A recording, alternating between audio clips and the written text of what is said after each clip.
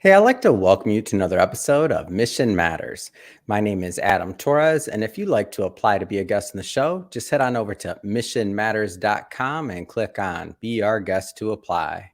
All right, so today's a very special episode. We're bringing on Lakshman Kannan, who has just been announced to become an author in one of our upcoming Business Leaders Mission Matters books. First thing, hey, Lakshman, just want to say welcome to the show. Thank you for having me, Adam. Really happy to see you again.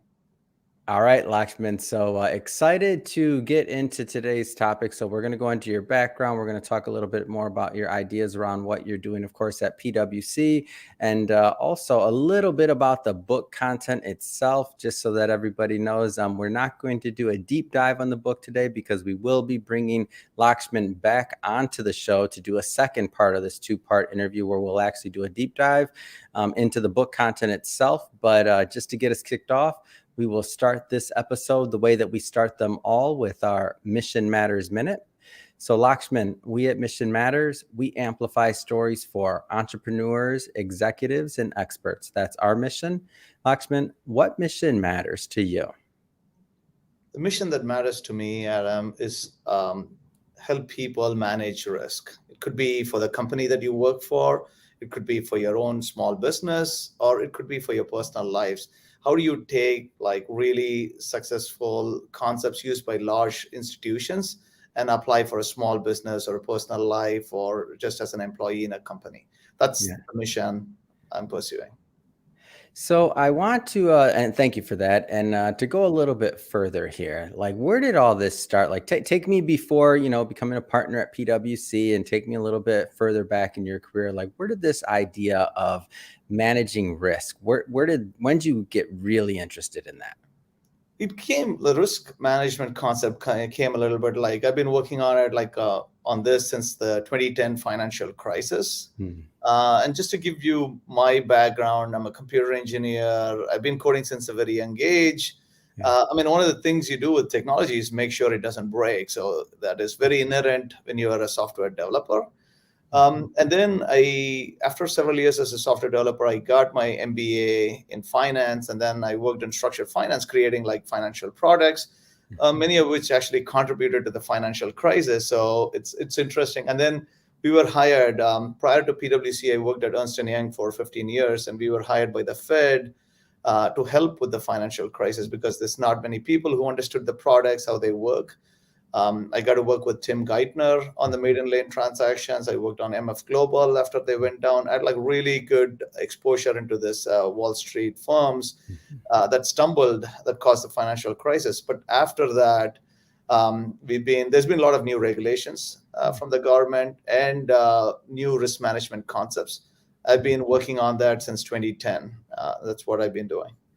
So I want to go further down the line of talking about risk and also how we should view it. But before we do that, I just want to pause for a moment. I do want to talk about the upcoming book. And again, we're going to keep this piece of it brief for everybody watching and listening to this, because we will, again, be bringing Lakshman back on the line for a deep dive into the book once it's live, because we do sell books. So yes, we want to tease a little bit today. But so Lakshman, keeping it high level, like what are some of the ideas that you plan to propose in the upcoming book release? Yeah, the book title like Master Risk, Master Life. The idea is you can have like a more fulfilled life and a personal life if you know how to handle risk, right? The underlying concept is, there are three primary emotions that humans have, right? Just like there are three colors, you have three primary, which is like happiness, sadness, and fear. And we focus a lot on happiness, what brings us joy, rewards, what brings us punishment, what brings us, sadness, which is like through punishments, but we don't focus so much on fear. Risk management is a really good tool to handle fear. And fear is caused by stress, right? If you can overcome stress, right, we could be on shows, you could be flying a plane, you can start your own business. Life becomes a little bit limitless if you know how to manage risk, and which will basically help you overcome risk. There are many concepts that I go through in the book, but I'm happy to share more as you see fit. Yeah, we'll cut it there for the book, and don't worry. Like I said, I'm bringing Lakshman back, but circling back to the overall conversation. So, I mean, I guess the question here is: should humans trust their gut for risk or for managing risk? And if not, then like, what should they be doing? Yeah, that's a very interesting question, right? I mean, there were a lot of tools used prior to the financial crisis, right? Like, but still, like a lot of these companies went down.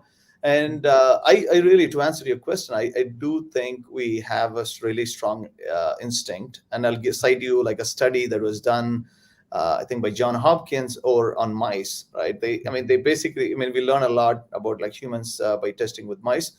They throw them in like cold water, they increase heat, like look at the stress level of this mice, how they handle it, how long it lasts and everything. And one of the things they do is they basically leave mice in an open field. These are like lab mice, never been Yeah. outside, been inside the building. They actually leave them outside, and almost all of them do not move. And when they Wow. test, the cortisol level is so high because inherently they know they're up for danger, right? Like, there could be birds coming in and they eating them, or snakes. So even though it's not been taught, like, in their gut, they knew it. And it's what is more interesting is after some time, you leave them out in the field, they start getting used to it. They do like, day after day after day, and then they start playing all this stuff. But even though they appear like very normal, having fun, but when they Hmm. measure the cortisol level, is still very high. It shows that your body knows that you're in danger, even though your brain doesn't necessarily know it. So the point is, I think humans instinctively are programmed to know danger, but they Hmm. just sometimes cannot pinpoint. And even if they can pinpoint, they don't know how to overcome it. So that's what, like, the risk management concepts is basically saying, hey, what could go wrong, and having a methodology to overcome it. Hmm. How should somebody be thinking about identifying risks? That's another good question. So yeah, the first step in anything you want to do in life, right? Like, you to identify what is the risk with it, right? There is one method which is very popular now because Charlie Munger spoke about it. It's just sort of like inverted thinking, right? So he was a weatherman for U.S. Army Air Corps, and his job was to produce weather report, right? Hmm. And he said, hey, instead of thinking like, hey, I need to get all this information, I need to process and send it out. That's like Hmm. really like forward thinking, right? Very normal thinking on how to do your job. What he did was, hey, I'm going to do like a inverted thinking or backward thinking, Hmm. which is, hey, if I'm going to, what is the easiest way for me to like kill the pilots who's going to be using my information? So hey, I can start letting them fly when the weather is not right? They can, the wings don't move and you can crash.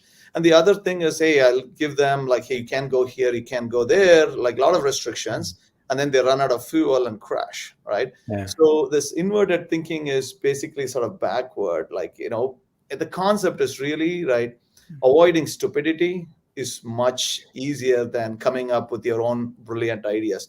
Find Hmm. out, like, if you were to analyze, what are the most common crashes, common reasons for a flight crashes, you wouldn't think it's like running out of fuel, Yeah. right? There are like 2 crashes every week in Mm. the US because pilots run out of fuel, right? Wow. So like knowing what could go wrong can really help you manage that.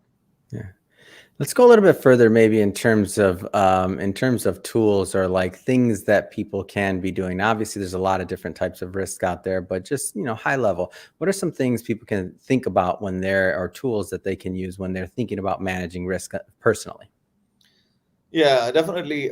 So there are a lot of, one step, like you said, is like to identify the risk, right? And then there are like, I'll give you like simplest ways, right? There are like Yeah. 4 easy to use. It's the acronym is TEAM. You can transfer a risk, you can eliminate a risk, you can accept a risk, or you can mitigate a risk. And we all do it, right, on day-to-day lives without thinking about it. The whole idea with the book is to being more conscious and being exposed to more tools. I'll give you examples, right? So transfer risk, right? Like, you have a home, right? You have a car. What if something happens to your house or car? You just go get insurance, right? So Yeah. you transfer that risk. You basically go get an insurance. You pay them a premium. So if something happens to your car, they'll replace it. Something happens to your house, they replace it, right? So Hmm. that's transfer. So next one is elimination, right? There are a lot of things we don't do, right? Like however much, like, we don't do anything illegal. We don't race Yeah. cars on the street, right?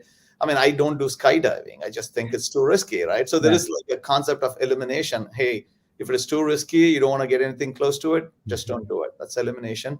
And then the third is accepting a risk, right? Which Mhm. a lot of people are not comfortable with, but we do, again, do it day to day, right? Like think Yeah. about getting in on an elevator, right? Like, I think like 5 people die every year and like thousands of people Mhm. get injured just getting in on an elevator. We do it, right? And getting Yeah. on a plane, right? I think it's very, I mean, flying at like, hundreds of miles per hour on a metal tube. We do it all the time because, I mean, I've been doing it for 20 years. My job requires Oh me yeah. to travel a lot. So I do it all the time. So we accepted the risk without even talking about it. And then the last one is mitigation, right? Again, you can talk about like life insurance. It Mhm. doesn't bring you back, but it gives you, some financial stability for your family by Yeah. getting a life insurance. We even like, wearing seat belts on a car, right? Like, if there is a car crash, it's going to protect me a little bit. Mhm. So there are like a lot of mitigation techniques you can do. I mean, this is just a team Yeah. as an acronym for you to think about and how you can use it, and be conscious when you actually do it. Yeah. And I know we're just scratching the surface on this one, but I do want to spend some time as well on really your work as a partner over at PwC. So tell us a little bit more about what you do. Yeah, so last 20 years, I've been focused on financial services, Mhm. really doing like risk management using technology, Mhm. and like regulatory compliance, right? So we work with, large financial institutions to like fintechs, and like helping them with using modern ways to manage risk, Yeah. right? So there is like traditional ways, there is modern ways, and then instead of like throwing bodies at it, we try to create like products, because a lot of the things that all these institutions do is not very unique to them, right? Mhm. There might be like proprietary ways to trade and process things, but a lot of the regulatory compliance and risk is transferable. So we create like come up with the thought leadership tools, products, and share it with clients so they can pass their test with the regulators, or if there is a recession, they're like in a better position Yeah. than their peers. When it comes to risk management, I mean, you've obviously been working in this field a long time. You're with a big, name brand company, PwC, huge company. Who hasn't heard of it? I'm curious to hear from your perspective. Like, what kind of trends or like what do you find interesting in the space right now? One thing that's interesting is, I mean, so the general concept with the risk management is like saying no, right? Like business wants to, Mhm. do something, and then the risk would say, no, it's too risky. Nobody else has done it, right? Yeah. So it really holds the business back, and business is the main function, right? So they need to go make more money, and they need to adapt to the trends. Yeah. But the risk is, the way I like commonly see it is like, the business being an accelerator Mhm. and the risk management being a brake, right? So the thought is, you cannot just keep saying no. So the idea is, can you be a steering wheel, right? Oh, you can't do this, but you can do this, or you can do this under these conditions. So we're really shifting from, there's a concept of first line, second line. First line Mhm. is the business, second line is the risk management, the third line is audit, right? But Mhm. anyway, the idea is the risk management to be more like first line centric, Yeah. more business oriented, as opposed to being somebody coming in after everything is put together and telling them what they should not do, etc. It's Yeah. like getting integrated with the business. So integrated risk management is the core concept, Mhm. and one of the key things is, you got to be just as smart or smarter than the business people. You need to really understand how the business works to find out where it can fail and suggest Mhm. fixes for them, right? So it's tricky, but I think that's where we are going. We're getting like, a lot of people who really understand business coming into risk management Mhm. and helping the institutions be successful.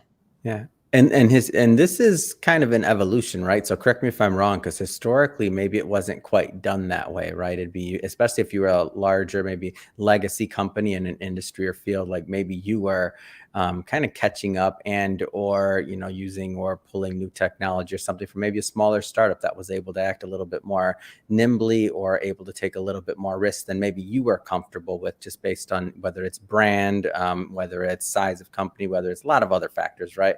But am I understanding that correctly? Just to make sure I'm rounding that out. Yeah, absolutely. I mean, I mean, like, risk is primarily stemming from legal, who has like, Yeah. hey, all these regulations you need to comply Bigger with. the company, right? The big It's more. very, yeah, it's very like, they're like, financial services in general are like last to adapt any modern technology. Yeah. And particular risk management is the most least. But then, like, to your point, there is an increased competition from fintechs, right? Like all Mhm. these fintechs are not like putting like large number of like lawyers to figure out a Yeah. problem. They're using technology to solve it. Like, there is a stiff competition. And then Mhm. the other side is the business is coming up with new ways. They are using modern technologies, right? Mhm. Like, distributed ledger and others. So which is forcing the risk management to learn new technology. But the Yeah. most important of all is the regulators. The Mhm. regulators are far and few, right? They're trying to regulate all these institutions. Yeah. They do not have the manpower. So they are leveraging more and more technology to understand and manage Mhm. risk. I'll give you like an analogy, right? Might Yeah. be easier. So if you look back at like, taking your car for inspection, like, I don't know, Mhm. 30 years ago, people used to just come in, look at like physical inspection, right? Yeah. And that's the old way of doing. That's how risk management was, right? Then now if you go in, they plug in like a device, they know exactly everything about the car, and Yeah. then they quickly diagnose. They're saying, "Hey, you're ready to pass."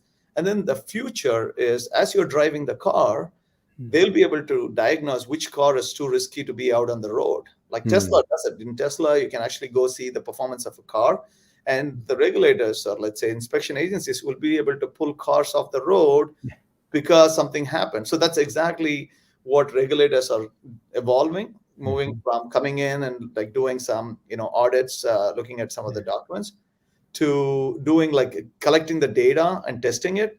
So in the Mhm. future, there'll be like, live testing for risk. Mhm. So the risk management in a company has to be smarter than the Mhm. regulators. So that's where I think the industry is going. Yeah.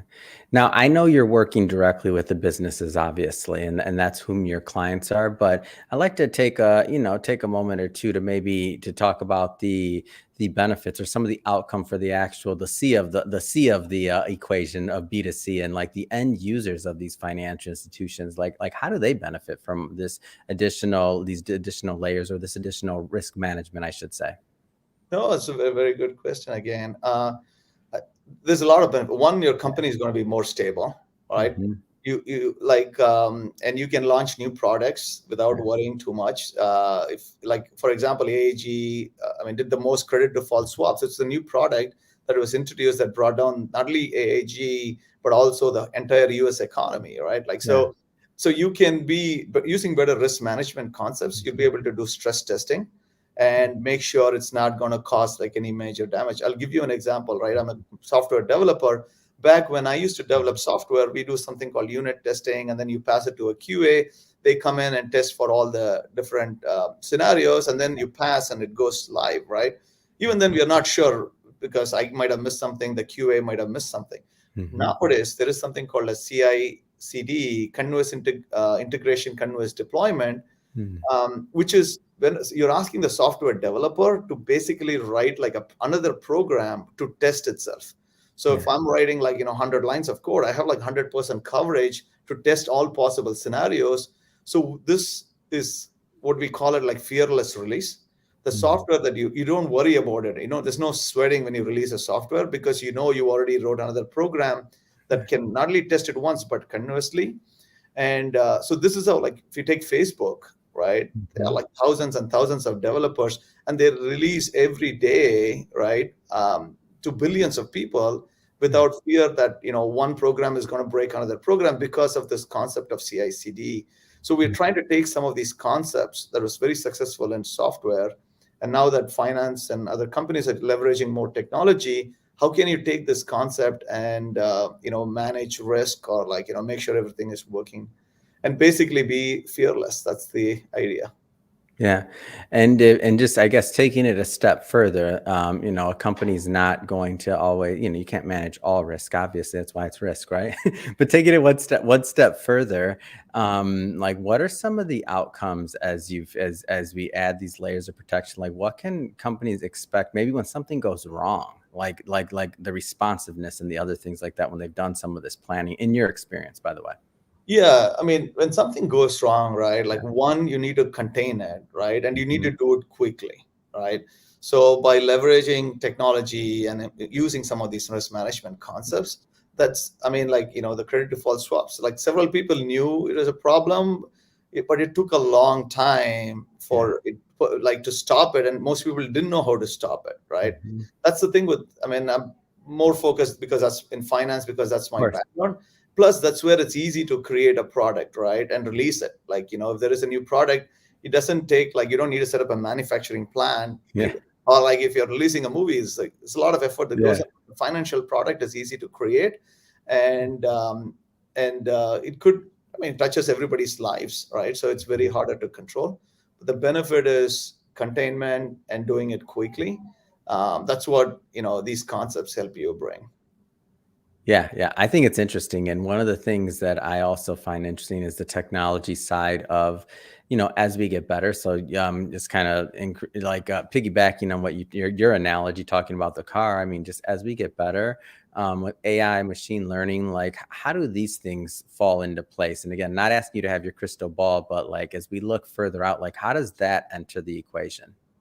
Yeah, so one thing, like, there's a lot of talk, right? I'm not in Yeah. a meeting where machine learning AI is not missed, but one thing we need to realize is Mhm. this, what they call, like, is the fourth spring for AI, right? So AI has been around. Like when I read, like, I think like 1920s, when I read computer science engineering, we learned a lot about AI. So AI has always come up and then kind of like diffused a while after some time. So this is another time. I don't know if this has got like sticking power. But yeah, it definitely, like, talk about machine learning, right? Mhm. People like in Princeton, that I used to live, and they came up with, like, having people identify the crowdsource things, right? Images, say, is it a dog or a horse, right? So they trained the Mhm. machine. That is the first model that was done. But like Facebook and others take that concept, how do you open up your platform to everybody and Mhm. make sure people are not misusing, right? You don't want someone to go and put something nasty that you don't want anyone else to see. How do you stop it? But the machine learning, right, like the technology, and even for plagiarism, if you're uploading like a video on YouTube, it automatically checks if you're violating copyright violations and then stops you from doing it. And then Facebook looks at all the images you're posting, seeing if it is something others shouldn't see. It just blocks right Mhm. away. Instead of, like, we're reducing the time taken for screening, Mhm. um, but and also improving the quality, right? If somebody is like doing, if you're putting humans on it, they're going to be slow, they're going to be inconsistent. But like machine learning is a great, great way to teach the machines to do the work. I mean, highly repetitive work Mhm. without and doing it accurately. Like, we get tired, right? They don't. So it's I'm a big fan, and I think there's a lot of possibilities for machine learning, particularly in this area. Yeah, I do as well. And well, Lakshman, I have to say it has been great having you on the show today, learning more about your background. Excited to promote this upcoming book with you, and we'll bring you back on the show, and we'll do a deep dive going further into risk. But for now, I just have to ask: we're recording this in the end of so December 2022. What's next? I mean, what's next for you? What's next for your career in risk? For now, I'm just looking for a break. And come New Year, I mean, we're doing a lot of new products we're releasing. I'm focused on that. I'm really excited. I don't know if I told you, we moved recently from New Jersey, New York area to Austin, Texas. So it's been great. I'm meeting a lot of awesome people. Just expand Mhm. my network in Austin. That's the goal. I did not know that. Ah, well, you have to tell me when you get out to California. That's awesome. I didn't know that. Absolutely. I thought you were still East Coast. So, well, welcome. Thank you. Awesome. Well, if somebody's watching this, Lakshman, and they want to continue to follow your work and to continue to follow your journey or learn more, what's the best way for them to do that? The best way is to go connect with me on LinkedIn, and send me a message. I follow, and you can email me, lakshman.kannan@gmail.com. Mhm. Okay, I'm happy to respond, happy to connect. Fantastic. And we'll put that information in the show notes so that our audience can just click on the links and head right on over and check out your LinkedIn profile. And speaking of the audience, if this is your first time engaging with or listening to a Mission Matters episode, we're all about bringing on business owners, entrepreneurs, and executives and having them share their mission, the reason behind their mission, their work, and also what we can all learn and gain from that so that we can all grow together. If that's the type of content that sounds interesting or fun or exciting to you, hit that that subscribe button because we have many more mission-based individuals coming up on the line, and we don't want you to miss a thing. And Lakshman, again, thank you so much for coming on the show. I had fun with you today. Thank you, Adam. Thank you for having me. Appreciate it.